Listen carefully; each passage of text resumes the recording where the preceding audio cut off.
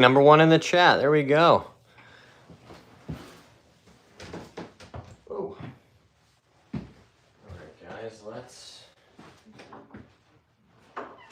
make sure our audio's coming through.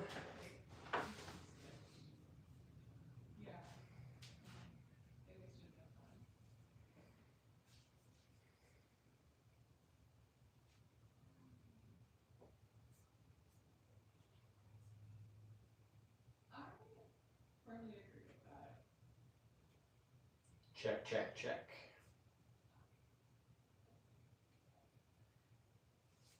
Check, check, check. Hey, Pig Fan's here. What's up, Pig Fan?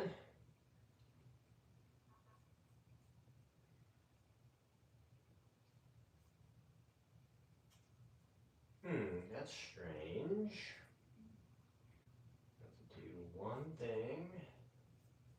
And then, guys, we're going to get into some putting work. We can chat about the challenge that we just finished filming this afternoon at the golf course. That was really fun. We did a 3-iron only challenge. Yeah. And you might say, John, I thought you just made a video about how nobody needs a 3-iron. Well, I stand by that, guys. But it was a fun challenge, nevertheless. See how our ball striking held up. And the full swings were great. I was really, really happy with how we hit the ball. But I'll tell you what, those short putts,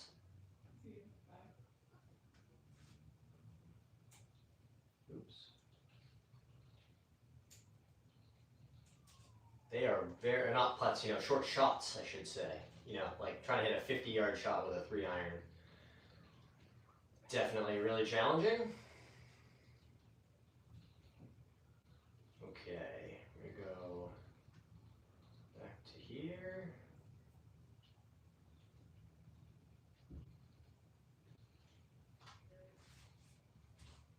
Cosmic Wisdom is here.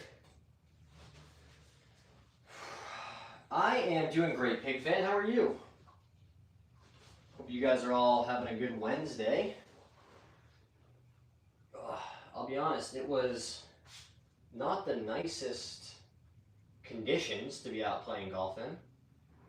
I'm certainly not going to complain about spending some time that way. However, we can also acknowledge the reality that when it's super windy and a little cold out there, it's not as much fun as it could be.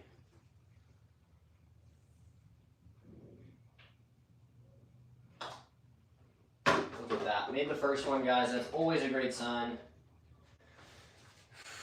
Love the shorts. It reminds me of the late 80s. Totally. Yeah, I love those 80s vibes. Mr. Ducky's here. You not having a good day, Pig Fan? Well, that's okay. Not every day is going to be your best.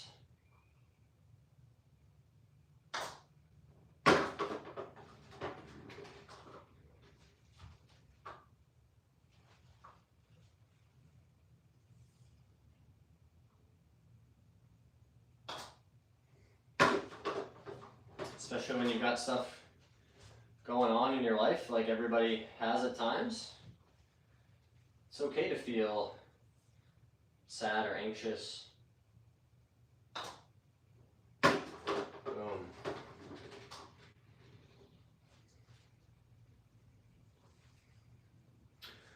I'm in an indoor league and putting on a screen is so weird but also fun. I've never tried putting on in a screen on a simulator. The simulators that I've played on, they always have some sort of auto putt feature. So if you hit it inside of a certain distance, usually it's like 10 feet. Good day, terrible life. Well, I'm sorry you feel that way, Pig Fan. Boom.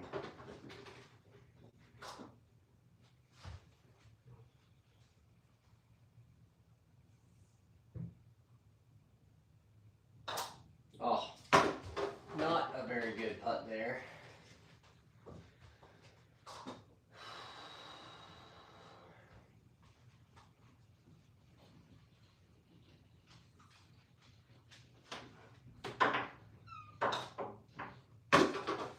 Oh, hello, superstar. Do you want to come say hi to the people? That's what it is for our league, but it's 6 feet. 6 feet is very close. You can make it so you are exactly in, though. That's good. Hi, baby girl. You gonna help do some putting? Yeah, you gonna work on your game? What do you think? Yeah? No? You don't want to putt?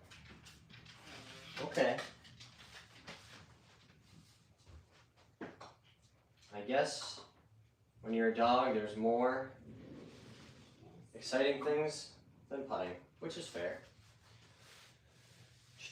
I go with a friend, so we play Scramble. Oh, that's pretty cool. Scramble on a simulator.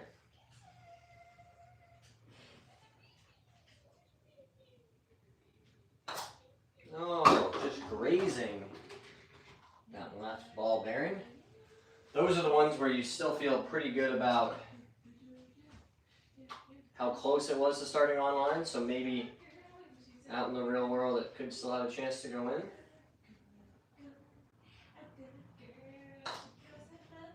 Boom, another good putt.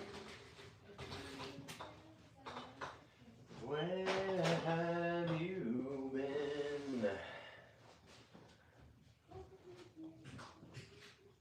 All my life.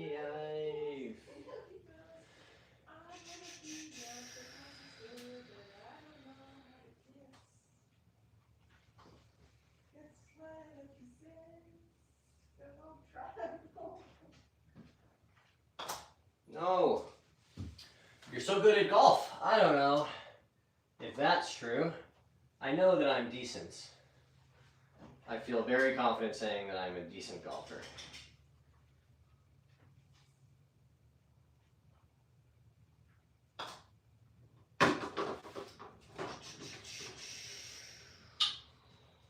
We're in Rhode Island, Mr. Ducky, in the Northeast. My brother is gone now too. It's not passing the sniff test.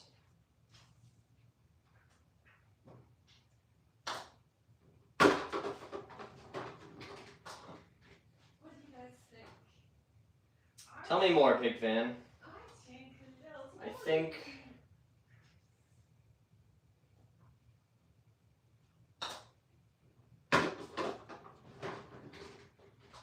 maybe, you know, attention-seeking behavior is what it seems like to me.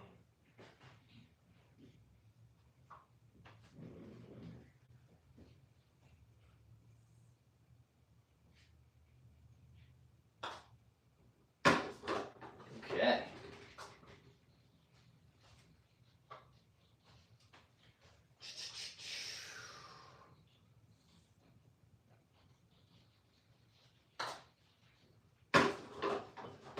Look at us, guys, just rolling the rock.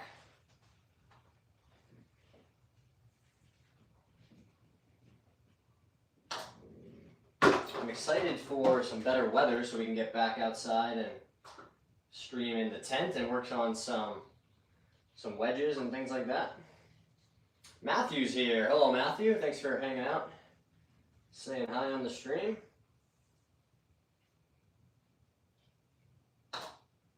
Let's go.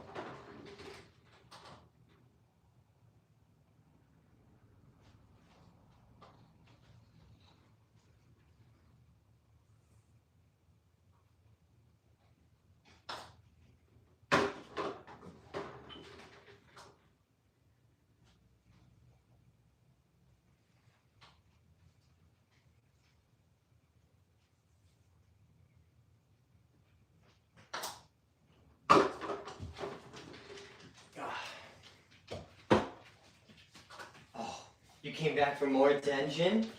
Came back for more attention? Hi. Hi. I know that's a lot of licking. It's a lot of licking. Hi. Hi.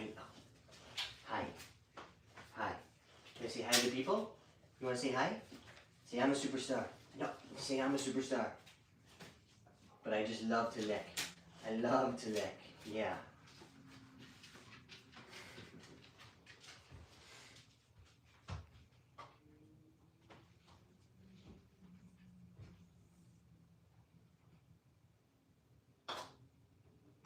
Oh. Anybody else playing golf this week? Or this weekend?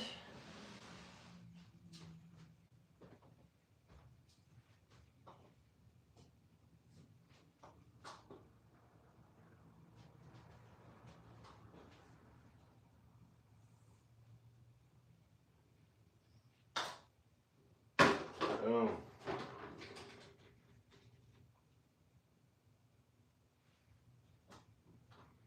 Gunner's going on Friday. Amazing, Gunner. You know if you're playing 9 or 18?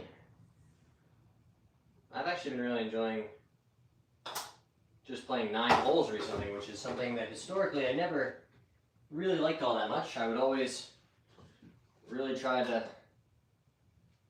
make sure I was playing 18 holes. Nice. I'm hoping to golf soon, but I just broke my toe. Oh man, that doesn't sound very fun. I didn't break any toes, but I did manage to completely slip and fall a couple times while I was trying to hit a shot out of an awkward spot.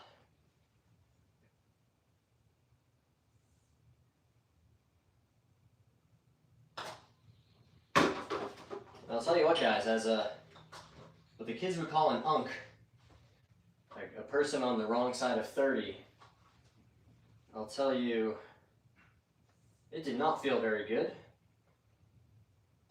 As someone who is unaccustomed to hitting the ground on a daily basis.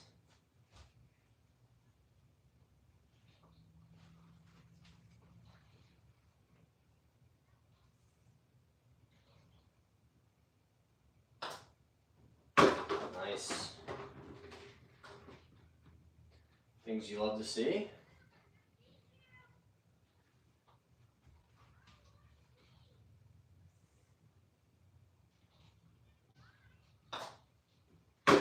Let's go, guys. Really good rhythm now.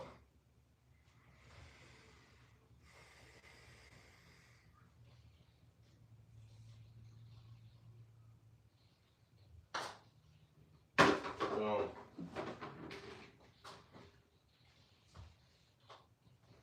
You know, it seems like it might be calming down out there.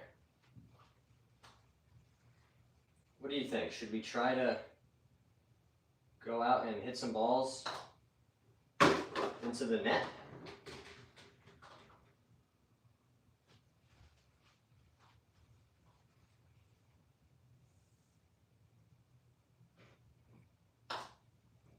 Let's go.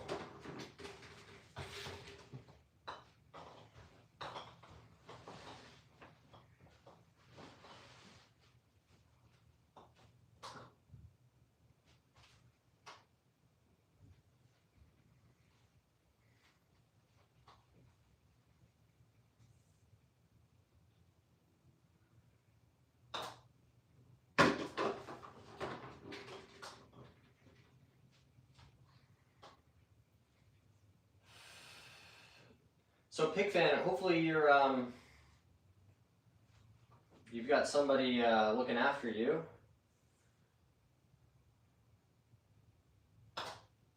Boom.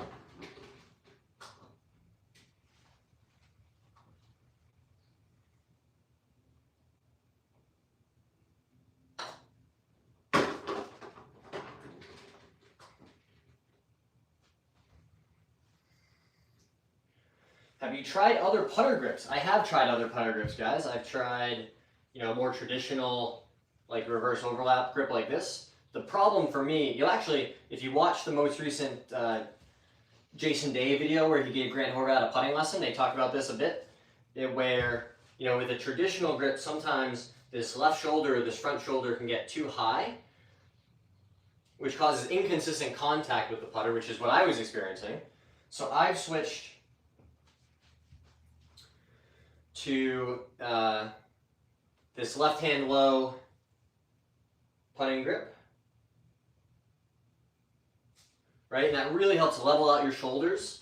And for me, I found that has dramatically increased the likelihood or the consistency of hitting the center of the putter face.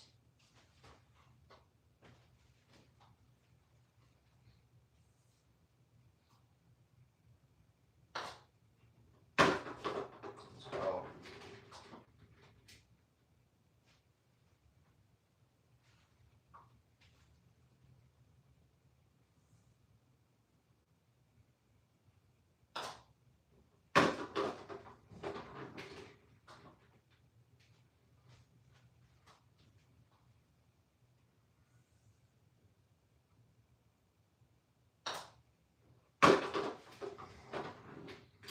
Do you like the broomstick putter? Great question. I used one for most of last season. I used a Lab broomstick, the Mez Max 1, I think it was called. And on short putts, it was excellent. Really, really solid inside of 10 feet. But for me, I really struggled with the speed control. So I have chalked up the broomstick to something I'm glad I tried, but probably not a long-term solution.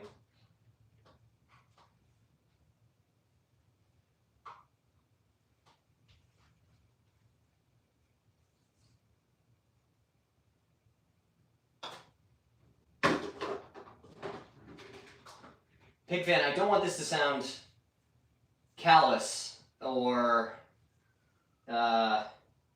rude or in any way, but some of the stories are not passing the sniff test to me, and it's totally fine, you know, to be looking for attention or, you know, try to get engagement, but if you're really 10 and you know, all these things have happened, then, you know, there are resources available, right?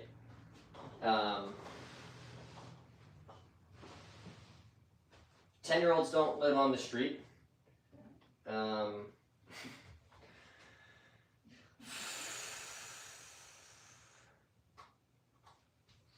You know, if all these tragic things had happened, then, right, there, you know, somebody would have stepped in at some point.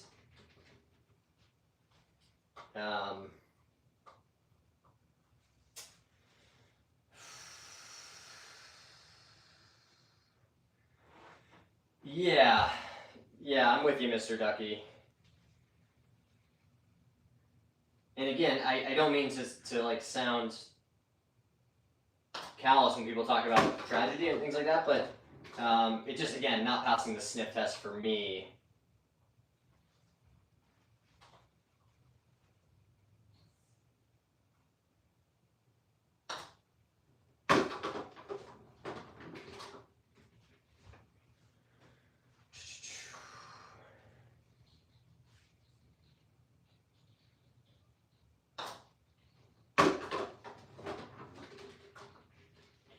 But who knows what's going on in the world?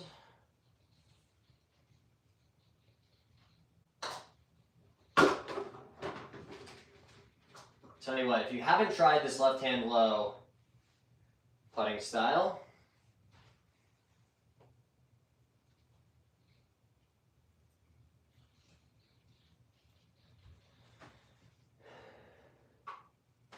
yeah, I tend to agree with you guys, Gunner and Mr. Ducky, which is unfortunate because it's been going on for some time, right? This person's been, you know, in these live streams and, you know, continuing this tragic story. Like I said, it started to seem to me like attention-seeking behavior. Have you tried a claw grip? I have tried the claw. Let's hit some with the claw, see how it goes.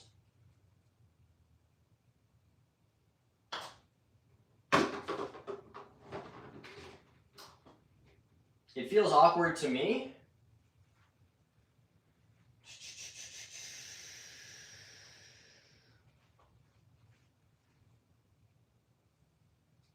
I'm not a big fan.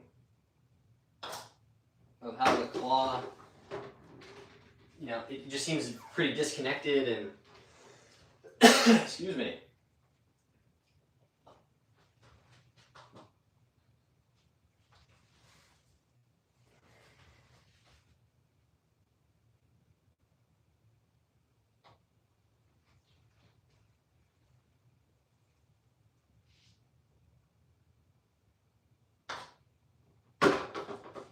Still can get the ball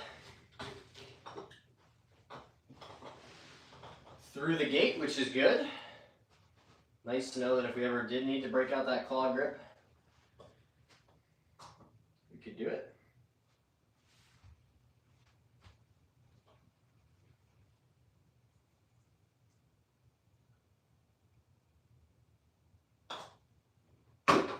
Nice. I do think I'm going to stick with the left hand low.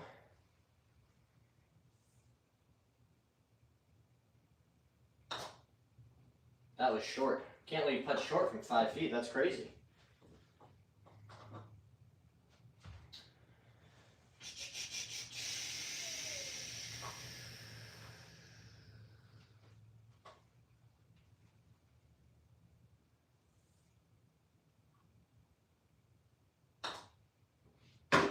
Nice.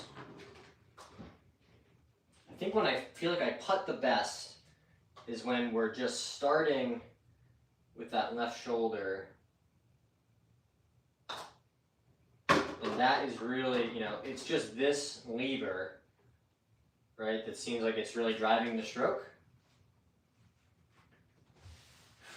Do you have a YouTube golfer that you would want to collab with? Great question, Gunnar. There's so many great choices. Obviously, there's tons of cool content being made. I think Bryson would be my #1 pick because he has a huge following, he makes awesome content, and he's an incredibly good golfer, right? So I think being able to see that amount of precision and speed up close would be super cool.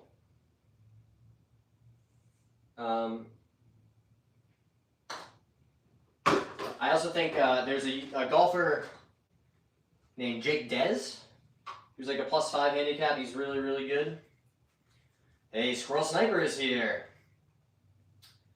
Under the same skies.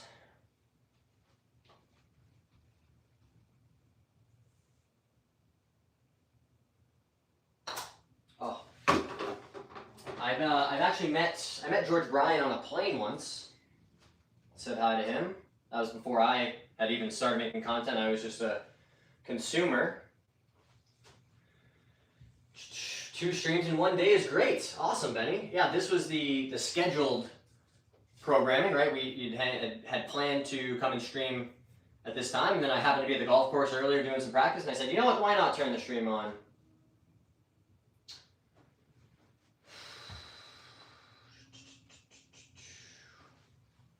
Coolest golfer on YouTube. Thanks so much, Cam.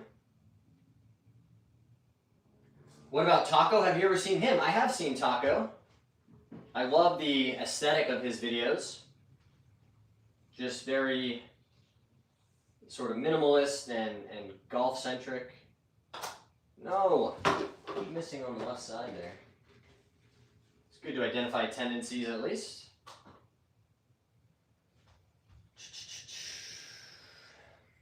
Ashton said, yo, John, how are you, bro? I'm doing great, Ashton. 3 months sober to date, your videos are helping. Amazing.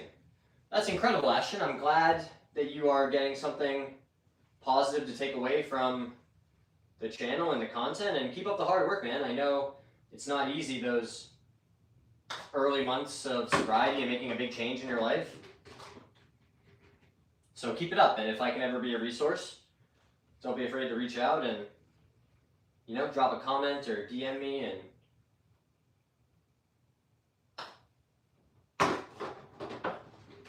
happy to do that. We're in the Northeast, Mr. Ducky. Just got off work. Today's a good day. Amazing. Yeah, anytime you're off work. I'm off work today as well. Although I suppose you could say maybe this is kind of work now. I don't know. it doesn't feel like a job, but it does feel like work in that I'm, you know, trying to get better at it, and I feel committed to doing it consistently. And I get a little bit of money, I guess, out of it, so yeah. Oh. Went from drinking daily to golfing daily and getting my company going. That's incredible. What a big change. Epic work. Well said. Congrats on 5K. Thanks, Ashton. I appreciate it. It is nice to acknowledge those milestones, right? It's not like 5,000 is materially different from 5,001 or 4,999, but these are milestones. We acknowledge them as we make progress. I think it's a smart way to congratulate yourself and acknowledge the hard work you put in, whether it's something like this, you know, building a channel or a platform, or in golf, right, we acknowledge breaking 90, breaking 80, you know, setting new personal bests. It's important to acknowledge the milestones, right, because that's how we mark progress, but the journey is happening every single day.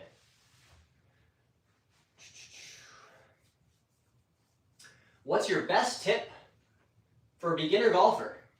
My best tip is learn impact. So go really slow. Just start by really just chipping some balls, right? Grab like an 8-iron, and just when you're on the driving range practicing, right, you're gonna wanna learn how to get the center of this club on the golf ball, have the club face pointed where you want, right? So that ball is gonna fly pretty straight towards your target. And we need to learn how to hit the ball first and then the turf. Right, guys? So those are the big 3 key concepts for impact. And you can't practice impact too much, especially as a beginner. Right? So just make some small swings. Truly, if you had 100 golf balls, I would tell you to hit 80 of them, maybe even 90 of them. 80 to 90% of your practice at less than full speed, especially as a beginner. Right? So you just are gonna make these little half swings, practice hitting the ball, and then the turf. And that will accelerate your skill development as a golfer. It can be frustrating or annoying to be going slow and you're like, I just want to make big full swings like I watch on TV. And you can do that. It's just going to make improving a slower and more difficult process.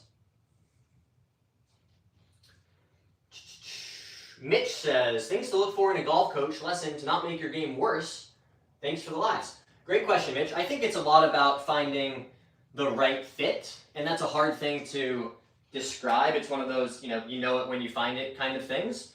A coach who understands what your goals are and has a plan to help you get there, and also is able to communicate ideas about the golf swing in a way that is consumable for you, right? If you had somebody who was, if your brain is very technical and you want to understand, what's happening and the angles and, but then if you have a coach who's like, don't worry about all that, just try to feel this, well, that might not be a great fit. Just like vice versa, if you had a coach who, only cared about the data and you're like, yeah, but, I don't like how it feels or it's awkward. So that's what I mean when I say try to find a good fit. And realistically, I think it's sort of a misnomer, when you hear coaches say, like, you're going to get worse before you get better. I don't know if that's really true. I think if you find the right coach and they can get you on the right track with some good drills and things to practice, then you should start seeing results pretty immediately. Not to be too cynical, but I think some of that comes from coaches, like if I fix you in the first lesson, I only get paid for one lesson. Well, if it takes 4 or 5, then I get paid for 4 or 5 lessons. So maybe I'm a little cynical in that sense, but try to find the right fit. And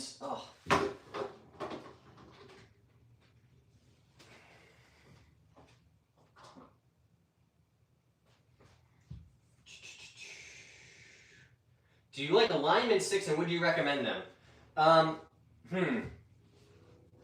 I think for beginners, it's a good idea to have an alignment stick down so that you have some sense of like, that's the target I'm aimed at and here's what it feels like when I'm aimed at that target.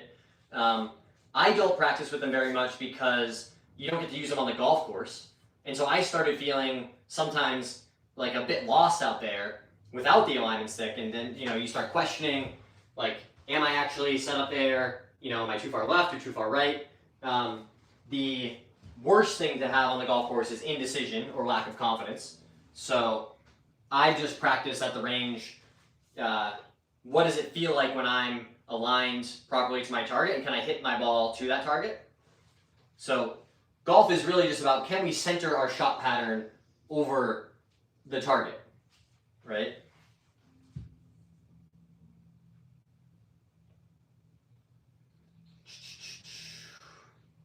Tom Selleck just rang. He's very impressed, John.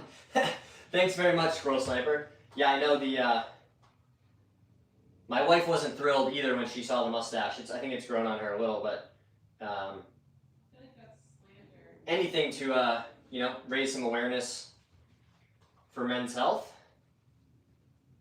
You feel like it's slander? Yeah, I didn't say that. No. Gosh, missed another one on the left here. That is starting to creep in a little more regularly than I'm comfortable with, so we're going to have to address some of that. My English is not that good, so if you don't understand some words, I'm sorry. Oh, no, I think you're doing great, Pro 21. Alignment sticks to hold in, elbow to keep it close to you. I prefer using a towel or a band for that drill. Right, so you can get an exercise band like this, guys. Tuck it under your arms. And this is going to help you really feel that connection, right? Because you're going to practice not letting that drop through the swing. And you can make some little half shots, three-quarter swings, really try to feel that connection between the arms and the chest.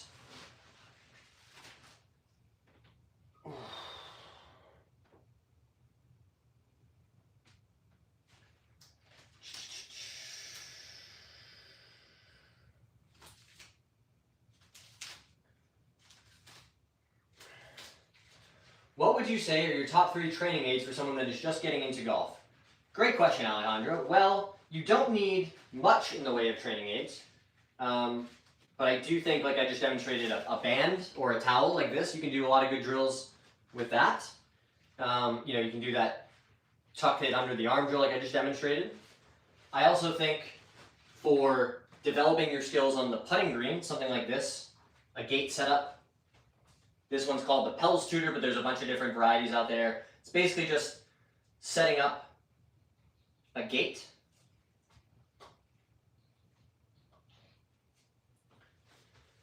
Congrats on the first home as well. Keep pushing. Thanks so much, Ashton. Pro 21 says, I love your videos. Joshua said, hi, bro. How are you? I'm doing great. Thank you guys for the support. Really appreciate it.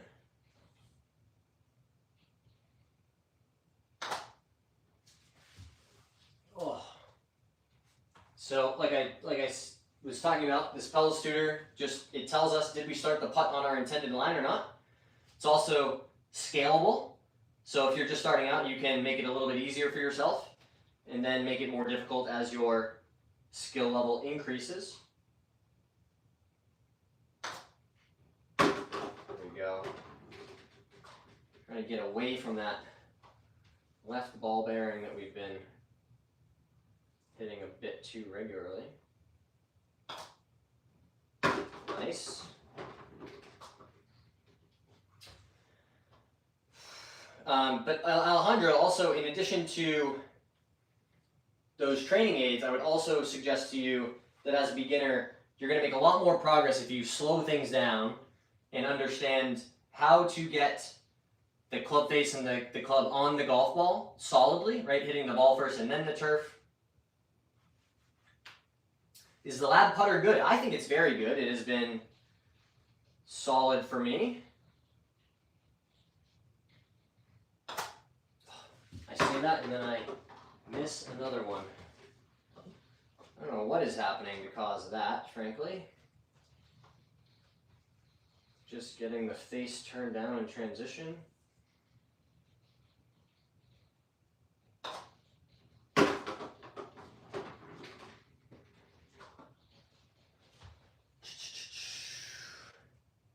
Did you manage to look at my new short? I did.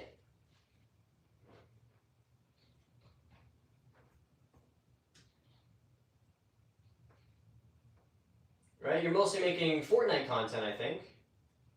But, oh, some healthy food. Here we go. Time to train. Love it. It's very important, guys, in any athletic endeavor, whether it's golf or a different sport, that you are taking your mobility and your physical work seriously. You know, you gotta eat healthy, you gotta fuel your body, you gotta make sure that your range of motion and your mobility is where it needs to be.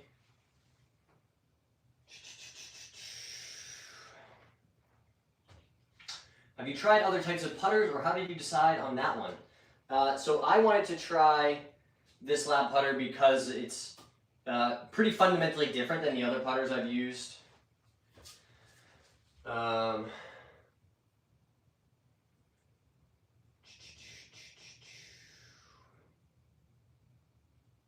BV says love your content.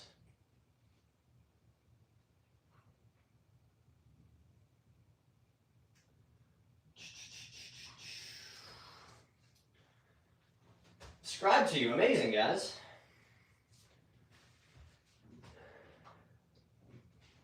I respect the commitment to their story, and if all that stuff is true, then obviously I feel terrible for them. But it wasn't passing the sniff test to me, guys, and yeah, I made it pretty clear to that person that I'm not the resource for handling that level of tragedy, if true, and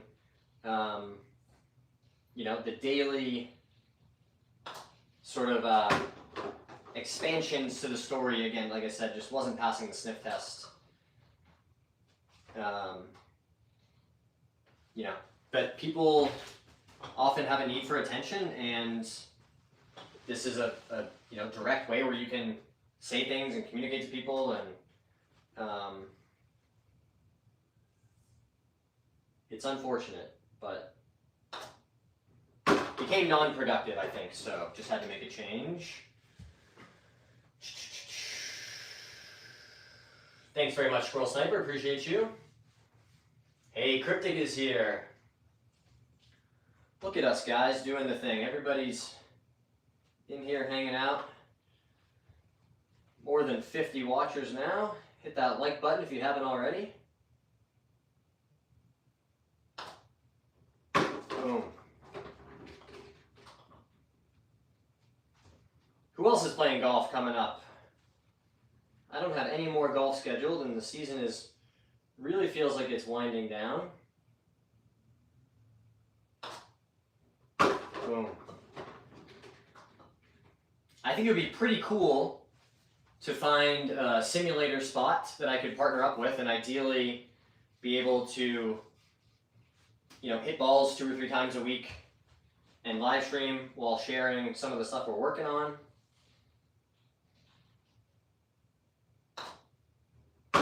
Nice. So I think I'm going to start reaching out to some simulator locations and just sort of explain, like, hey, we do these live streams and love to partner up with you.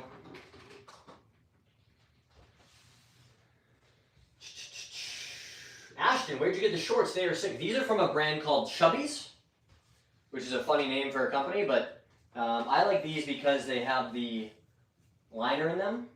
So they're great for working out, running, cardio. You certainly could play golf in them and be comfortable. They've got all kinds of cool varieties and designs. I've got one that has like tacos and cheeseburgers on it.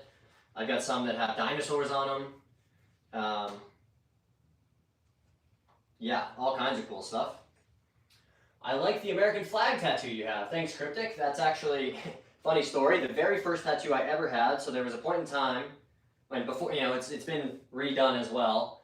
There was a point in time when the only tattoo I had was that very straight and square rectangular American flag tattoo. And that is just a good reminder that just because you are 19 years old and you can get a tattoo, doesn't mean that you necessarily should.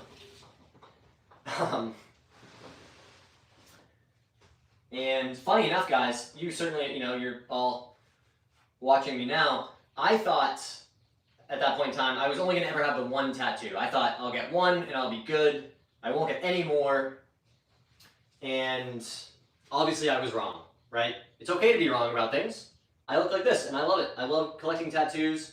I met some incredible people who are tattoo artists and other people that collect tattoos.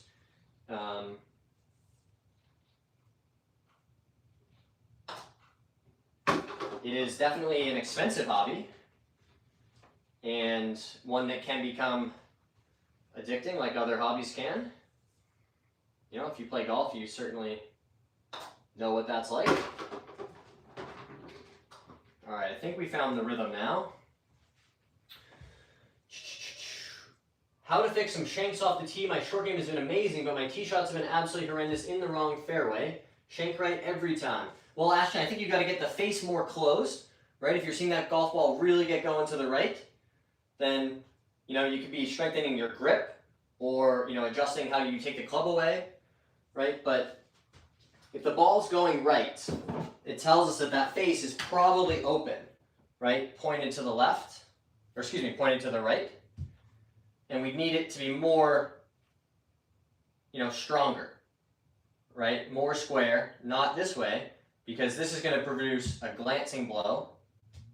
One visual that I like is try to imagine that instead of a sphere, the golf ball was a cube, right? Imagine if it had square, flat edges, and you were trying to hit the flat edge of the golf ball on the back side of it with the flat side of your club, right?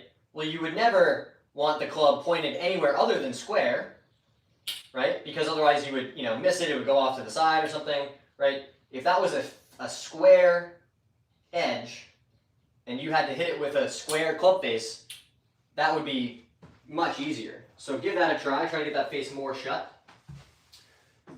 840 subs, Squirrel Sniper. Didn't got any advice on getting lots of subscribers. Nope, tattoos are just as addicting as alcohol. Well, I think it certainly can be for some people. As addicting as tattoos are, I didn't have nearly as many issues with them as I did with alcohol. But anything can be addicting in the wrong quantity, right? My buddies tell me it's because I'm coming over the top instead of staying tucked. Yeah, so if you are, kind of that, if the takeaway's inside and the plane is getting really steep and over the top, right, it's going to make it very difficult to deliver that square club face. And when you cut across it with the face open, imagine like if you were playing tennis or ping pong and you wanted to hit a drop shot, right? You would open up the racket and you would cut down and across the ball. You would add a ton of backspin and the ball wouldn't go very far, right? Because you're going to take all the energy out. You're not going to transfer very much. That's what's happening when you slice it. You come over the top, right? You're just cutting down and across the ball in a steep way. You need the opposite, right? We almost want to feel like you're hitting a forehand where that face is square. You're approaching it from the inside and you can launch that ball with not a lot of spin and get it going straight or even drawing.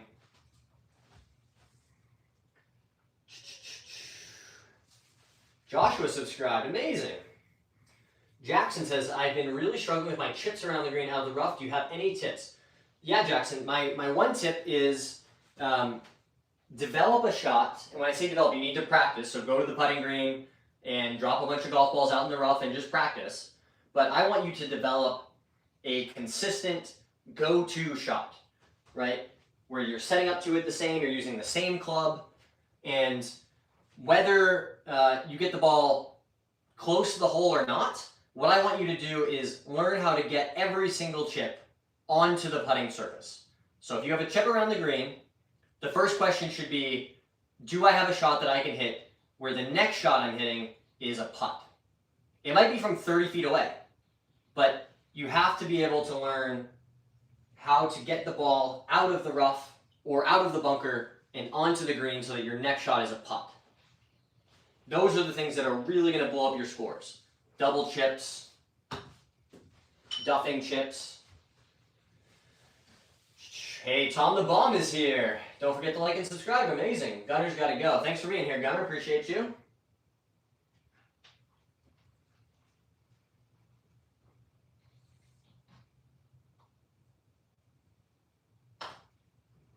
Let's go.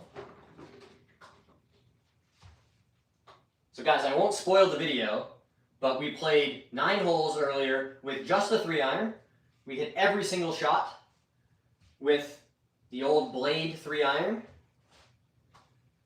And there were some really good shots. There were some horrendously bad shots.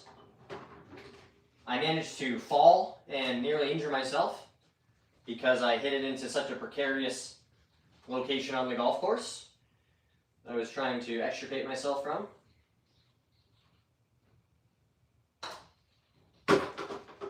But also, guys, I made 3 putts from outside of 15 feet with a 3-iron. You know, like this is a 4-iron, but same idea, right? Just getting in close to it and trying to belly it. And the first time it happened, I was like, oh, that's just kind of good luck. The second time, I was like, man, that, you know, something's happening here. The third time, I was like, I might just putt with a 3-iron for the rest of my days. Because I've never made so many putts from outside of 15 feet. Any tips for green reading from Steve? Steve Buscemi. What's up, Steve? Love your work.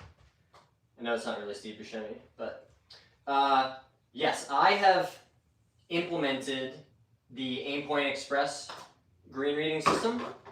It's actually very easy once you understand how it works. But basically all you're doing is you're using your feet to feel in the green how much slope there is and which direction it is. And then by standing behind your ball and holding up the number of fingers, right, you're teaching yourself, and it does take some practice, so you know, you do need to learn the system. But with a level on a putting green, you can learn it very easily, and you'll start to feel 1%, 2%, 3% in terms of, you know, how much slope you're feeling in your feet. And then for me, the thing that's helped the most is I don't pretend that I'm so good at aim point that my reads are going to be perfect every time, but it gives me confidence. It frees me up to say, okay, we picked our spot, that's where we're going to aim it. Now we can just focus on speed. I'm really trying to get, you know, do the read and then just focus on speed, because outside of 10 feet, all we're trying to do is 2-putt. It's nice when you roll in a 20-footer, but the real objective is to avoid 3-putting. John, are you still thinking about doing lessons? I am still thinking about it, Tom. We've actually had some people email me, like just videos of their swing. I've been helping them out, so we are trying to learn how to do that. But if there's interest, guys, if people are saying, hey, you know, I really like how John explains these ideas, I'm interested in improving as a golfer, then send me an email. We can certainly talk about lessons and what that might look like. Thanks, I appreciate it. You're welcome, Jackson. Hey, Cammy's here. How goes it? It would be cool to see a video of you playing in a tournament. I agree, Cammy. I think as, you know, you guys are seeing it with the Internet Invitational, right? There's a huge demand for YouTube golf and personality-driven golf that's also good, right? You know, high-level, well-played golf. So I'm optimistic that those kinds of opportunities will continue to expand, and as we keep building this platform, I would love to participate in those kinds of things. And you know, fortunately for me, I have played a lot of tournament golf. I've been playing tournament golf since I was 15. Certainly not at the level of like a Sean or Brad from Good. I mean, those guys are like US Am champs. That's a, you know, there's levels to it, right? But you know, I played enough tournament golf where I could be comfortable and competitive in that kind of environment. Tom, is that the Scotty you were talking about yesterday? It is. Do you want to see this? I was filming a video about this putter that's going to be posted recently. But check this thing out, guys. This is Truly a stunning piece of golf kit. 2003 Scotty Cameron Newport Beach. Let me see if it will focus. With the sound slot in it. There we go. It's in super nice shape. Haven't used it on the golf course that much because I'm not that good. But no lines or dots on the top, just a super clean top line. Newport Beach. The old school Titleist in the face there. They don't make them like this anymore, guys.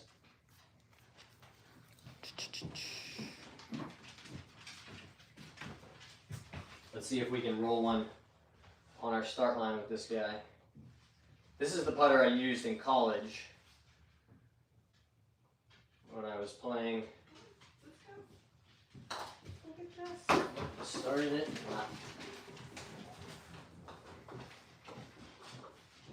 Beautiful to look at. Not particularly forgiving if you don't hit the center of the putter.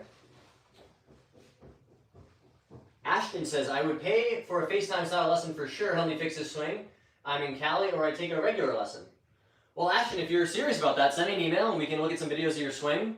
I was thinking, if a regular lesson nowadays costs like $200 for an hour with a PGA Pro, I thought something like $80 for a lesson for me felt, you know, in the realm of being fair, right? I'm obviously not a professional coach, but I have helped lots of people with their game and friends and family. Or yeah, I've definitely learned enough about the golf swing and have a good eye for it. You know, but I know that's also not an insignificant amount of money.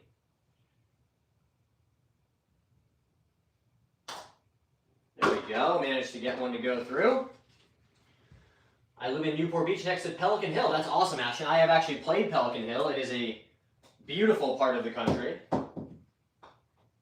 Incredible weather. I'm pretty jealous that you're out there as I'm looking out the window at the windy, cold northeast fall.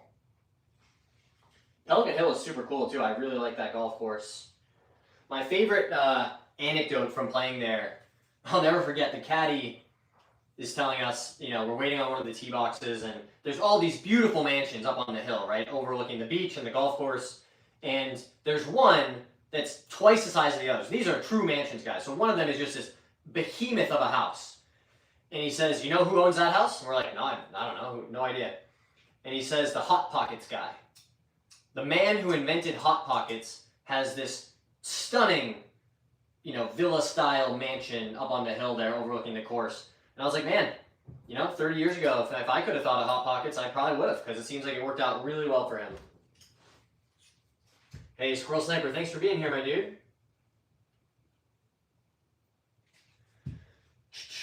Ashton, oh, it's in my bio. It should be johnyounggolfs@gmail.com. What is the best course you ever played? I know exactly where you're talking about, yeah. Hot Pocket, Lava Pocket. What's up, Colby? Thanks for being here, my dude. Nice to see you again. Yeah, Lava Pocket would have been a better name because I, as a kid, burned my mouth on those things so many times. Let's go. See, maybe I could use this thing and make some putts. That'd be fun.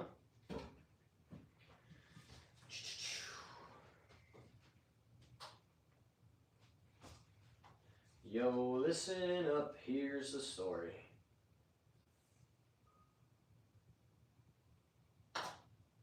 Hold it.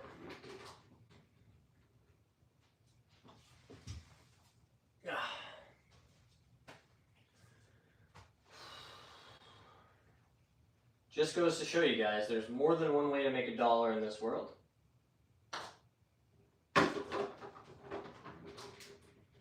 Some of us show up and sit at a desk, and some of us invent things like Lava Pockets.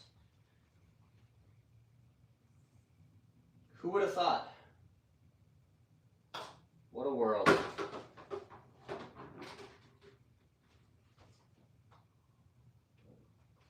It is crazy how it does seem like, for the most part, there's such a direct correlation between the impact that your work has. This is my opinion, obviously, and how well compensated you can be for it, right? Like you can be an oil lobbyist and make a ton of money and have a hugely negative impact on the world, or like what I used to do, work in finance and increase the cost of living for regular people because private equity is the worst. And you can make a ton of money doing that. Conversely, some of the best, smartest people I work with now in the nonprofit sector who are doing incredible work, doing things like cure cancer, it's a lot less money in it, guys. And that makes me sad. I wish it was the reverse. But unfortunately, this is the moment in the world that we live in. And I'm proud of myself for exercising some agency, and when I recognize that, this isn't going to change, and you can either keep spending your time doing it and feeling terrible about it, or you can do something different. And I decided to do something different, and I packed up my office and said, I'm not doing this anymore. And that required some sacrifice, right? I had worked to build that career for a decade, right? College, 8 years of working in private equity, and I just said I'm not doing it anymore.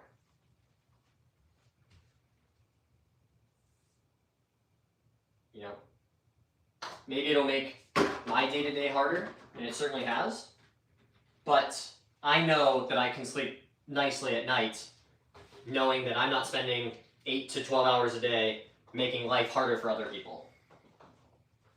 Right? I was like an advanced scout for capitalist warfare. Go find the markets that are so affordable that we can make more money there. Right? We can raise the rents higher. It didn't feel good. It took me a long time to realize that, but I did make a change, and I'm proud of myself for that. Hey, thanks for being here, Tom. Do you prefer the thicker grips for putter? Do you think they help if you don't have one? I think it's personal preference, to be honest. It totally depends on what feels good to you. Hey, Michael's here. Colby says, I just noticed you switch your grip when putting also. Why lead with the left hand? Great question, Colby. So I do it to level out my shoulders, because when I putt traditionally, right, this left shoulder gets a bit too high, so I don't strike the center of the putter as regularly as I would like to. So when I switch to the left hand low grip, right, notice how much more level my shoulders are.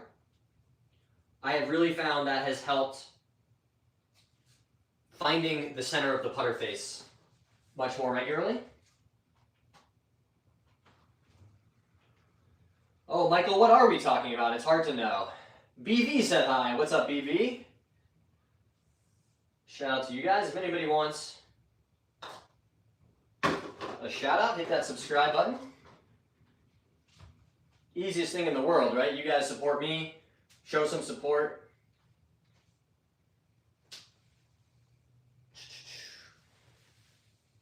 Awesome, I'm going to try it out. Definitely give it a try, Colby. It can be a very effective grip.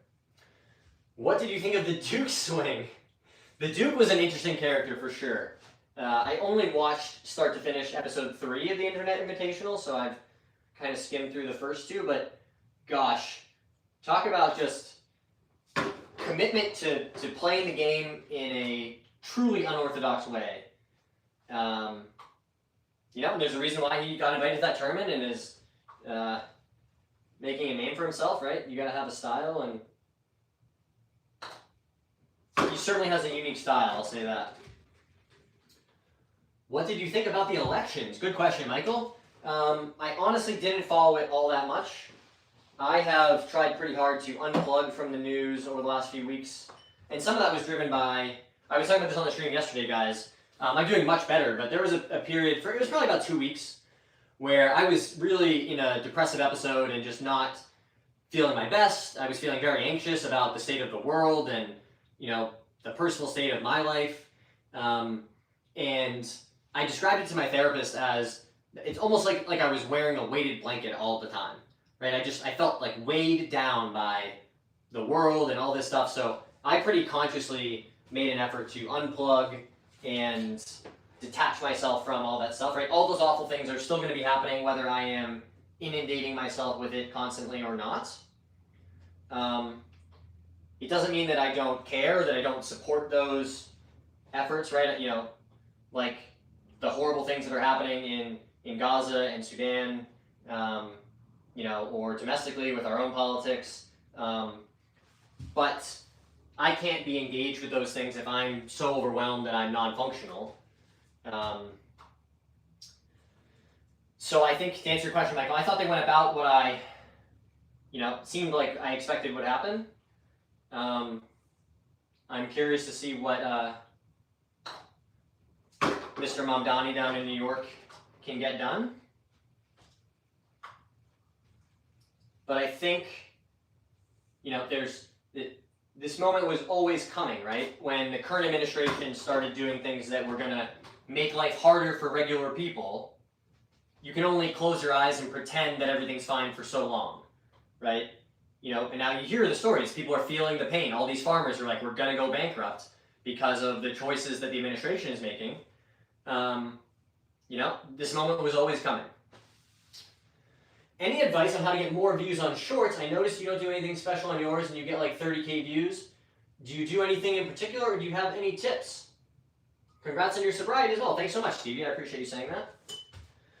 No, I don't think I do anything special, right? What you see is what you get. I don't think there's any magic sauce as far as like hashtags or, you know, a couple things that I do. I post my videos or my shorts all at the same time every day, right? So every single day, there's going to be a short posted for my channel at 3:58 p.m. Why I picked that time, I don't know. It seemed better than picking like a generic, you know, 4 o'clock. But I think that has maybe helped. Other than that, I think that, you know, my only advice would be yourself. Try to make stuff that is exciting to you. You know, I like watching reels and videos, shorts that I made myself because I'm like, oh, this is a good video, even though I made it. So make things that are exciting to you. That makes it easier. And just be consistent, right? I've been posting every day, at least once a day, for months and months and months now. We're trying to do live streams every day. I don't think that will ever fully come to fruition to do, you know, a 7 days a week live stream, but I think, you know, consistent effort over a long enough period of time will show results. And it might take 2 years or 10 years, but if you show up consistently, and let's talk about this, guys. Here's one way to reverse engineer it, right? Let's, for example, say you were, you know, making a YouTube channel and you said, I want to make sure that it's not successful. I want to guarantee that it's a failure, right? Well, what are the things you would do? You definitely couldn't be consistent because even if you weren't very good or very talented, if you were consistent, there's a chance that you might still succeed, right? So if we think about it from the other perspective, sometimes that can be a useful exercise.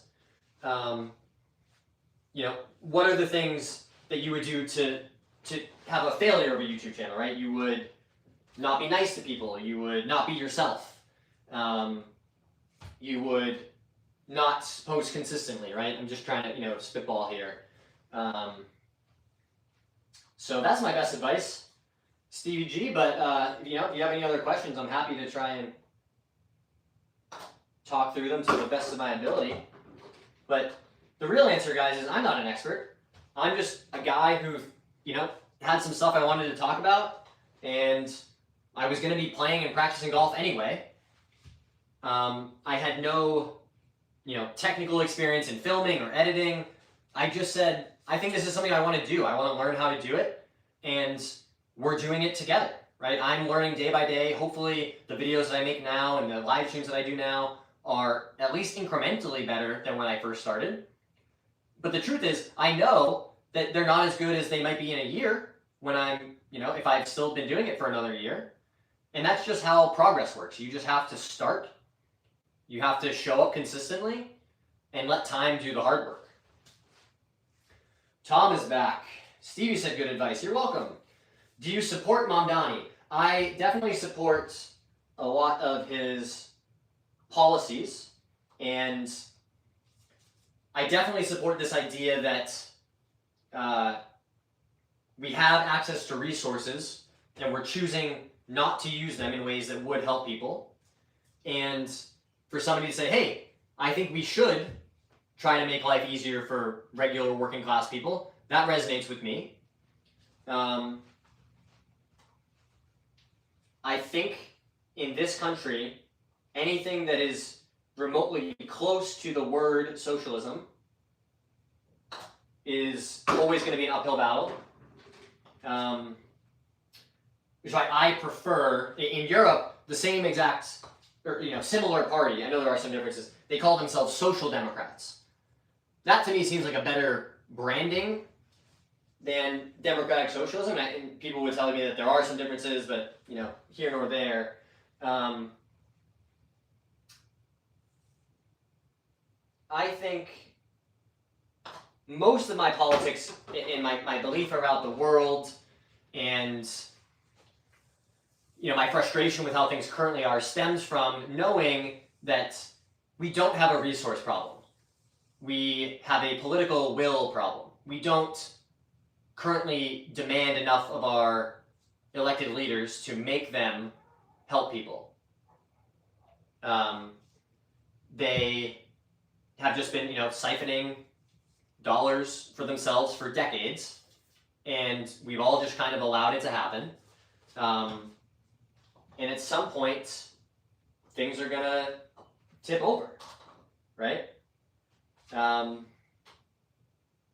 So my frustration mostly stems from knowing that things don't have to be this hard, right? We could have housing and healthcare and food for every single person. Like there's a price tag, and the price tag is way less than you think, right? We are simply choosing not to do it.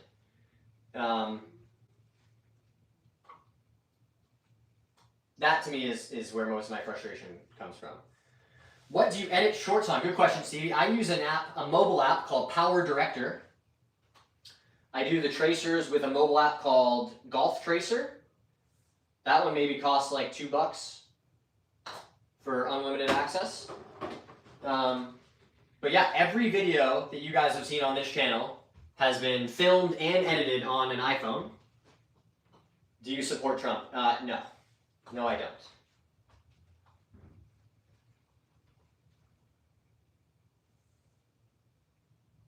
I think so much of what is happening across the US today is fundamentally antithetical or un-American to the country and the idea of this country that I was raised on. This idea that we're all from somewhere else, and that's a good thing. That being a melting pot and a mixture of cultures and people was a benefit. And now it has become so far the opposite, to where it has become normal that people are being kidnapped and rounded up off the streets. What is your dream job, but you can't pick a golfer? Oh boy.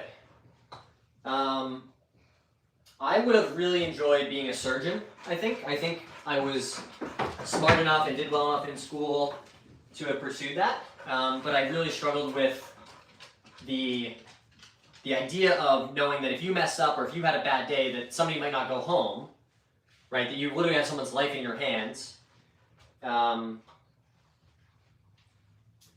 That was always something I struggled with, but I would have loved to have the ability to, to heal people, right? To put my hands on them and have a skill to where, I can make your life better. Hey, LR Darts is here. Nipsaw said caddy. Oh, that'd be a good one. Although I don't know if I could carry a bag 5 days a week because of my physical issues, right? My back would just collapse and crumble.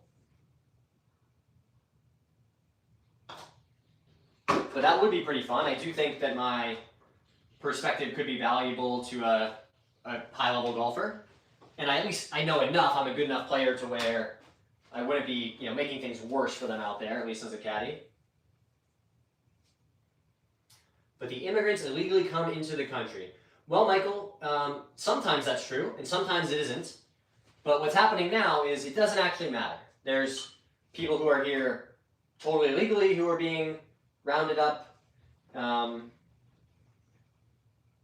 know, and to be perfectly honest with you guys, I don't care that much. You know, my ancestors came here from Ireland. They were forced to leave because of an occupation. They were being starved by the British. And their choices were, we can stay here and die, or we can try to go to America and maybe live. And we look back at our ancestors with pride. We think, you know, how ballsy it was of them to just get on a boat and try to make a new life somewhere else, right? And it's the same thing now that's happening, they're just different people, right? They're not our ancestors, they're somebody else's, and it's happening right now instead of 100 years ago. But the choices that those people are making and the bravery that they are displaying is the same.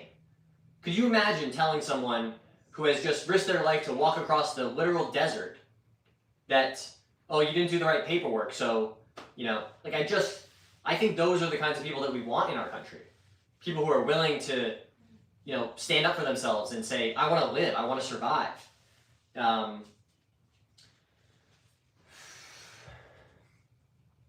Michael said respect and then retracted his message. How long ago? I mean, we're talking like most of European, well, how about this? Set aside, you know, current migration patterns.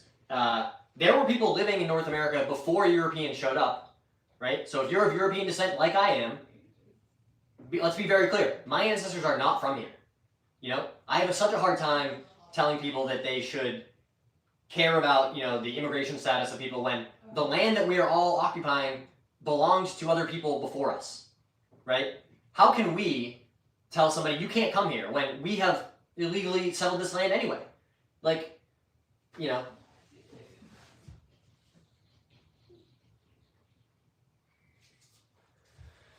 I got a set of strong lofted irons without realizing how many more wedges do you think I need? Well, it's all about gapping, Natalizio, right? So find out how far that pitching wedge goes, and then I would typically irons, you know, work in 3 to 4 degree increments. So you might need like a 46 or a 48 degree wedge, then a 52, 56, and 60, or you could go 46, 50, 54, 58, something like that. What you're really trying to get is a club that will go at a certain distance, right? So I know that my sand wedge goes 110 yards, and I know that my next wedge goes 125 yards. And you're trying to build that gapping so that you can hit the ball at different distances. LR, how many hours of ink do you have? Wow. Maybe 100? Maybe 100 hours? I don't know. I honestly have no idea. Probably more than 100, actually. I usually tell people like an arm is maybe 25 hours, and I'm only maybe like 40% done with this leg sleeve, and I've already done like 20 hours on it. This is going to sound very stupid, but it's very easy to forget that legs are much bigger than arms. They just are. When you're trying to cover them, they're just much bigger than arms. Tom says, I'm from Ireland. Yes. Rich said, we are all immigrants. Totally agree, my guy.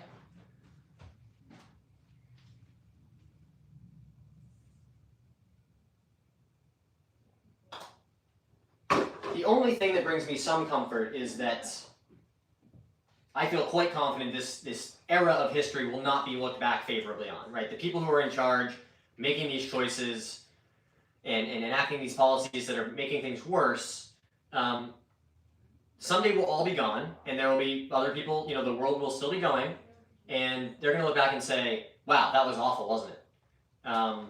And there's a saying that no one mourns the wicked, right? I don't know if anybody saw that Dick Cheney just died, and everybody's like, nice. Like, you know, are we supposed to be sad that a war criminal and an awful guy is gone? No. You don't have to be sad. Cryptic is back. What's up, Cryptic? What console do you play on? I play Xbox and PC games. I've been an Xbox guy for a really long time, since the days of the Xbox 360. In the original Xbox. Hello, Miss Lily. Hello. Hi, you gonna help us practice? I know it's time to wrap up practice. Yeah. No hate to America. Yeah, I'm glad you said that, Tom, because I have mixed feelings, right? And I was in Ireland recently, and as someone who has been abroad and traveled quite a bit, it definitely feels different as an American now than it did in prior administrations.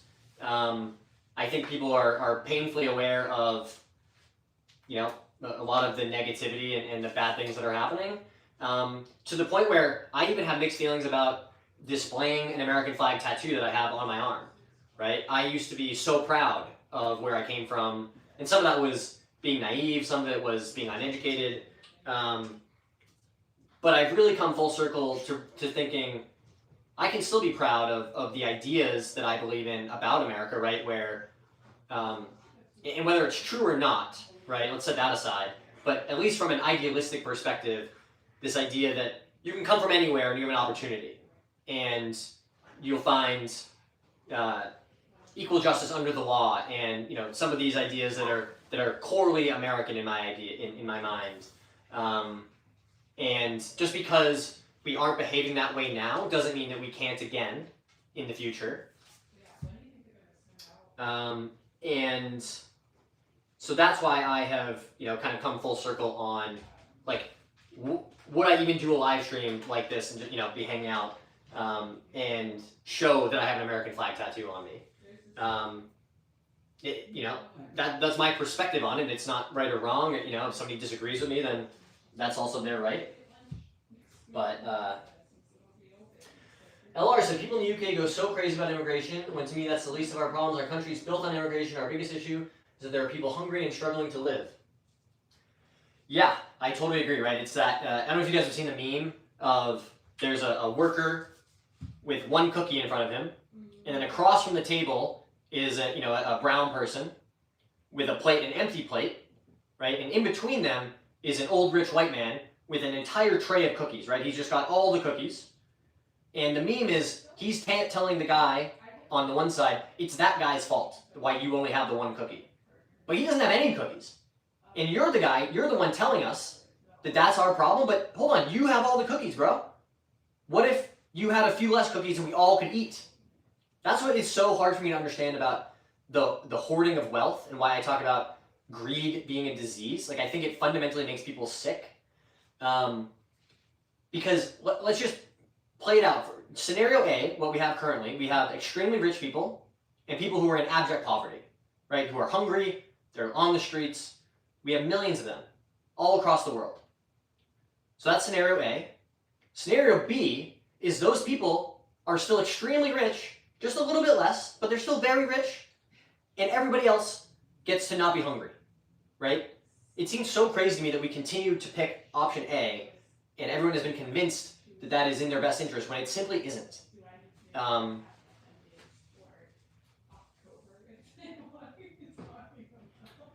Well said, Paul. Well said, Paul.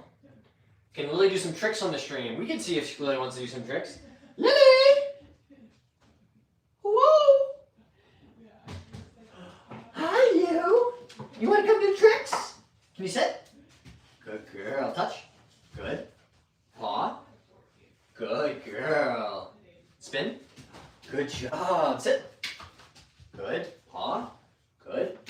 Can you go down? Down. Good girl. Touch. Touch.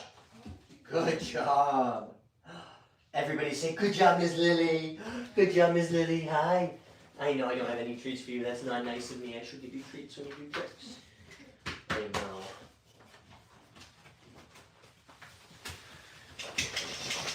What happened in the Ryder Cup? Europe, baby. Yeah, they slaughtered the U.S. Good job, Miss Lily. Yeah. Billionaires are the problem. Yeah, totally. And I have a friend who is, unfortunately, he's a smart guy and somebody who I went to college, I've known for a really long time. And for whatever reason, can't get past this idea that like we need billionaires, right? They create value, and that people like Elon Musk are net positive. And obviously, I don't agree. And his argument is always like it's pennies compared to what we should be taxing corporations, right? And that is true, but I don't understand why we can't do both, right? I think it's more a function of, do we want to have a society where some people are allowed to have unspendable amounts of wealth while everyone else is poor? And it's not about actually like, are we going to spend the money on the right things or not? It's just about, do we want to live in that society? And most people, I think, are waking up and saying no. Like, the fact that you guys are all in your bunkers hiding on your pile of gold coins, that's not making life easier for us. Those guys earned it. I don't agree with you, Nipsos. I think those people have effectively stolen the fruits of the labor of the people who work for them, right? Just because they own the company. Elon Musk can't work, 50 hours a week or a day. There's only 24 hours in a day. So no amount of value creation could ever be a one-to-one to the amount of wealth that those people have generated for themselves, right? The people who work for them and are doing the things, the day-to-day, making the stuff, those are the people who are actually creating that wealth, and they are not retaining it because the people at the top are.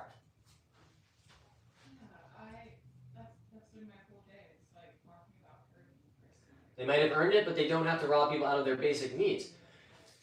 Yeah, I think about it from a risk perspective, right? Like, if you were a billionaire and you are, they're doing largely like what they're doing right now, which is nothing, not helping people, not solving problems. I don't understand why you wouldn't spend some amount of your money to just solve a problem. Like if you were Elon Musk and you said, hey, we're not going to have homeless people anymore. I'm going to spend my money and put infrastructure in place and hire the right people to just solve that problem. People would love you forever. You would go down in history as a great person. But instead, they're like, well, I'll detach myself from everyday people, and that to me makes no sense, right? Because the downside is they're just gonna come get you. Like I don't know what else to say. I mean, like we've seen these moments before in history. I would limit people to 10 million, then you have to retire. Yeah, I think, there should be some sort of cap, or even if it was $500 million, right? Like, hey, you won the game. You did it. Good job. Now you got to start over, or, give the money to something else. So, lots of things to be frustrated about in today's day and age, guys. Yeah, Nice. Love to see some putts going in the hole. The argument they earned it is crazy. But if you're a billionaire paying, yeah, totally agree, LR Darts. Anything else is plain greed. Yeah, I think greed is a disease. I really do. I think, and I met some of those people, right? I used to work in finance. I would work with people who would say, I'm going to make as much money as I possibly can. That's my only goal. That's all I care about. I think those people are sick. I think they are unwell. Like we should, medicate them, or, have compulsory empathy training. I don't know what the answer is, but. Oh, Tom, I missed your question. I'm sorry. Why did you say Miss Lily? Oh, because she's a girl. We call the other dog Mr. Loki. So there's Miss and Mr. These wealthy people had dreams to be where they are. Personally, money is worthless to me. Well, I think the reality, though, Nipsos, is that there are negative consequences of their behavior, and the rest of us are saying it's not cool. Like, I think it's fucking lame to be greedy like that. Like, I don't want to be friends with people who are like that. Do you?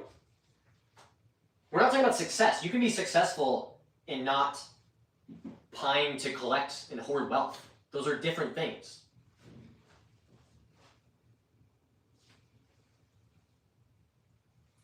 Yeah, Paul, that's not going to end well, right? If we have people who are trillionaires, well, there's millions of hungry people.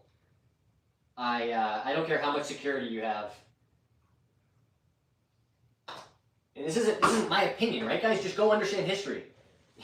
How do you think Marie Antoinette's head ended up in a basket? Right? It wasn't because she was a super nice person who was taking care of all the poor people. It's because she said, let them have cake. Right?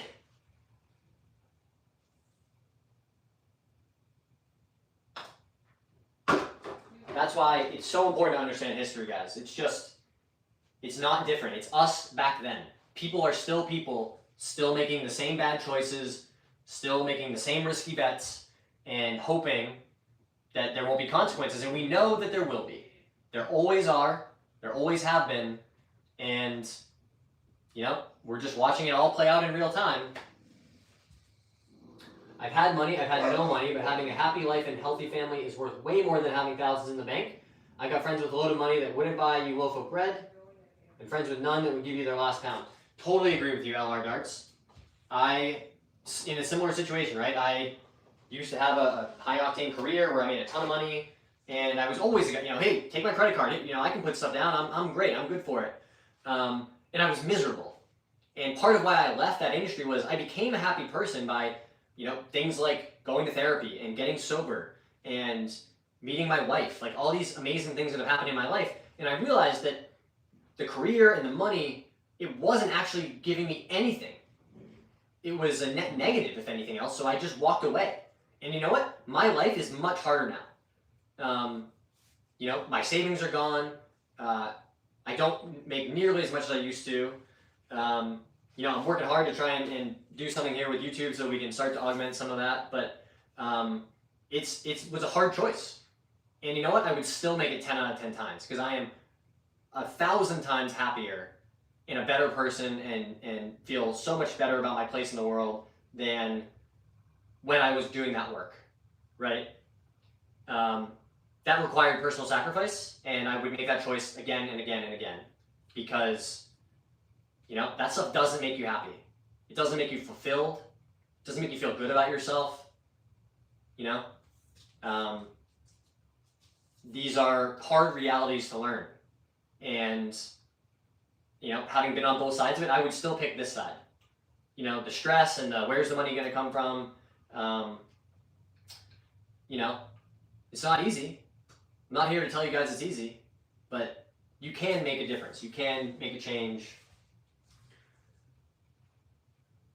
In my opinion, it is okay to be rich if people help others. Yeah, I totally agree. I don't think there's anything wrong with, you know, hey, you've been successful, you made a bunch of money, you can have a very comfortable lifestyle, but I think we're past that point, right? So many of these people have so much wealth that they couldn't spend it in 100 lifetimes.